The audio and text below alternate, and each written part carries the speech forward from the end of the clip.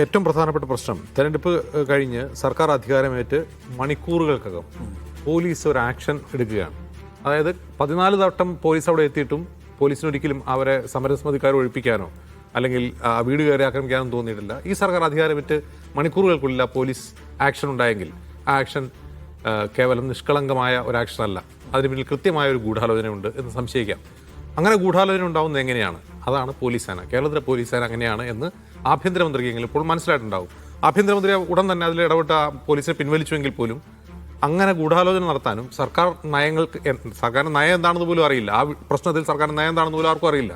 നയങ്ങൾക്ക് വിരുദ്ധമായിട്ട് police ഒരു action എടുക്കുക എന്ന് പറഞ്ഞാൽ അതാണ് കേരളത്തിലെ പോലീസ് സേന എന്ന് കേരളത്തിലെ ആഭ്യന്തരമന്ത്രിക്ക് മനസ്സിലാവണം. ഇപ്പോൾ ആഭ്യന്തരമന്ത്രി ഒരു പുതിയ ഉപദേശം വന്നിട്ടുണ്ട്. പോലീസ് ഉപദേശനായിട്ട് ഹേമേന്ദ്രൻ വന്നിട്ടുണ്ട്. അദ്ദേഹം എന്തായിരിക്കും നയം ഉപദേശിക്കുക?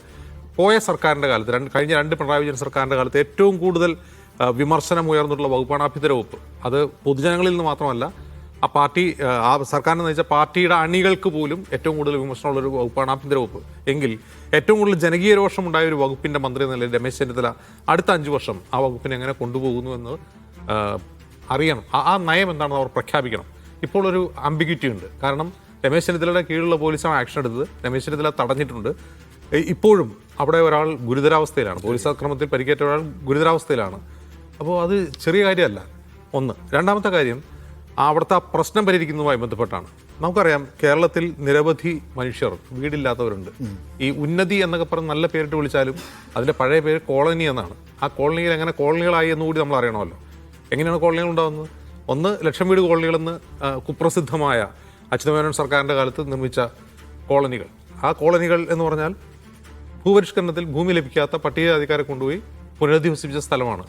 ആ കോളനികളുടെ സ്ഥിതി ഇപ്പോഴും എന്താണെന്ന് നമുക്കറിയാം. ഓക്കെ, അപ്പോൾ കോളനി എന്ന പേരിട്ട് നമ്മൾ തന്നെ വേർതിരിച്ച് നിർത്തിയിട്ടുള്ള, കേരളത്തിലെ പൊതുസമൂഹം മാറ്റി നിർത്തിയിട്ടുള്ള കുറേ മനുഷ്യരാണ് അവർ. ഇത് കൂടാതെ കേരളത്തിൽ പുറമ്പോക്കുകളിൽ താമസിക്കുന്ന മനുഷ്യരുണ്ട്.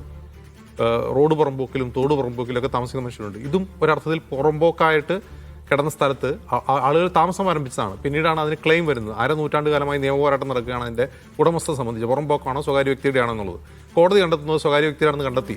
പക്ഷേ അവിടെയുള്ള ആളുകൾ 1/2 നൂറ്റാണ്ടായി താമസിക്കുന്ന ആ സ്ഥലത്ത് നിന്ന് ആളുകളെ ഒഴിപ്പിക്കാൻ കഴിയില്ല സർക്കാരിന്. സർക്കാർ അത് പുനരധിവസിപ്പിക്കണം. അപ്പോൾ അതിദാരിദ്ര്യമുക്ത കേരളം എന്നൊക്കെ പ്രഖ്യാപിച്ച് കഴിഞ്ഞ 10 വർഷത്തിനിടയിൽ ലൈഫ് പദ്ധതിയിൽ നിരവധി പേർക്ക് വീടുകൾ കൊടുത്തെന്ന് പ്രഖ്യാപിച്ചൊരു സർക്കാരാണ്. ആ സർക്കാരിൻ്റെ കീഴിലാണ് തർക്കമുള്ളൊരു സ്ഥലത്ത് ഇത്രയും കുടുംബങ്ങൾ അവിടെ താമസിക്കുന്നത്. അപ്പോൾ അവരെ പുനരധിവസിപ്പിക്കാൻ എന്താണ് പദ്ധതി എന്ന് ചോദിച്ചാൽ അതിന് ഭൂമി വേണ്ടേ? അവർക്ക് കൊടുക്കാൻ ഭൂമി വേണ്ടേ എന്ന ചോദ്യമായിരിക്കും, മറുചോദ്യമായിരിക്കും ഉണ്ടാവുക. കേരളത്തിൽ ഭൂരഹിതരായ ഭവനരഹിതരായ മുഴുവൻ മനുഷ്യരെയും പുനരധിവസിപ്പിക്കാനുള്ള ഭൂമിയുണ്ട്. ആ ഭൂമി കണ്ടെത്തുന്നതിൽ വരുന്ന പ്രശ്നമാണ്. നമ്മൾ മുണ്ടക്കൈ ദുരന്തത്തിന് ശേഷം അവിടെ മരിച്ച ആളുകളുടെ മൃതദേഹങ്ങൾ സംസ്കരിക്കാൻ വേണ്ടി ഭൂമി അന്വേഷിച്ച് സർക്കാർ നടന്നൊരു കഥയുണ്ട്. അത് കേരളത്തിൽ അധികം ചർച്ച ചെയ്യപ്പെടാത്തൊരു കഥയാണ്. വയനാട് പോലൊരു ജില്ലയിൽ അത്രയും പേര് മരിച്ചു കഴിഞ്ഞിട്ട് അവരെ മൃതദേഹങ്ങൾ അടക്കം ചെയ്യാൻ ഭൂമി കണ്ടെത്താൻ സർക്കാർ അന്വേഷിച്ച് നടക്കുകയാണ്. അത് ഒരു ഗതികേടാണ്. എന്നിട്ട് എവിടെ നമ്മൾ സ്ഥലം കണ്ടെത്തിയത്? ഹാരിസൺസ് മലയാളം ലിമിറ്റഡിൻ്റെ തോട്ടഭൂമിയിൽ. ഹാരിസൺസ് മലയാളം ലിമിറ്റഡിൻ്റെ തോട്ടഭൂമി ആരുടെ? അത് സർക്കാരിൻ്റെയാണ്.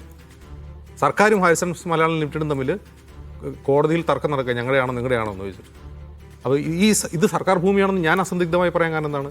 ഉമ്മൻചാണ്ടി സർക്കാരിൻ്റെ കാലത്ത് രാജമാണിക്യം കമ്മീഷൻ പറഞ്ഞതാണ്, ഒരു പുതിയ നിയമനിർമ്മാണം പോലും കൂടാതെ ഹാരിസന്റെ കൈവശമുള്ള 1.5 ലക്ഷം ഏക്കർ ഭൂമി സർക്കാരിന് തിരിച്ചെടുക്കാം എന്ന റിപ്പോർട്ട് ഉമ്മൻചാണ്ടി സർക്കാരിന് ലഭിച്ചതാണ്. ഉമ്മൻചാണ്ടി സർക്കാർ കഴിഞ്ഞ് പിണറായി സർക്കാർ വന്നപ്പോൾ ആദ്യം ചെയ്തത് ഹാരിസൺസ് മലയാളം ലിമിറ്റഡിന് കരമടയ്ക്കാനുള്ള ഉത്തരവിറക്കുകയാണ് ചെയ്തത്. അപ്പോൾ ഇതൊരു വളരെ പ്രധാനപ്പെട്ട ഒരു ക്വസ്റ്റ്യനാണ്. ഇത്തരത്തിലുള്ള മനുഷ്യരുടെ റിഹാബിലിറ്റേഷൻ, പുനരധിവാസം സാധ്യമാക്കാൻ എല്ലാ സർക്കാരുകളും കഴിയും. അത് ഉമ്മൻചാണ്ടി സർക്കാർ അതിന് വഴി കണ്ടെത്തിയിരുന്നു. ആ വഴി കണ്ടെത്തിയ ഉമ്മൻചാണ്ടി സർക്കാരിന് ശേഷം പിണറായി സർക്കാർ അത് മുന്നോട്ട് കൊണ്ടുപോയില്ല. ഇനി വീണ്ടും ഒരു UDF സർക്കാർ വരികയാണ്. ഇതുപോലെ പുറമ്പോക്കുകളിലും ഭവനരഹിതരായ മനുഷ്യരെയും പുനരധിവസിപ്പിക്കാനുള്ള ബാധ്യത സർക്കാരിനുണ്ട്. ആ സർക്കാർ അതിനാവശ്യമായ ഭൂമി കണ്ടെത്തണം. അതോടൊപ്പം തന്നെ വളരെ പ്രധാനപ്പെട്ട ക്വസ്റ്റ്യനാണ് ആഭ്യന്തര വകുപ്പിൻ്റെ നയം എന്താകും എന്നുള്ളത്.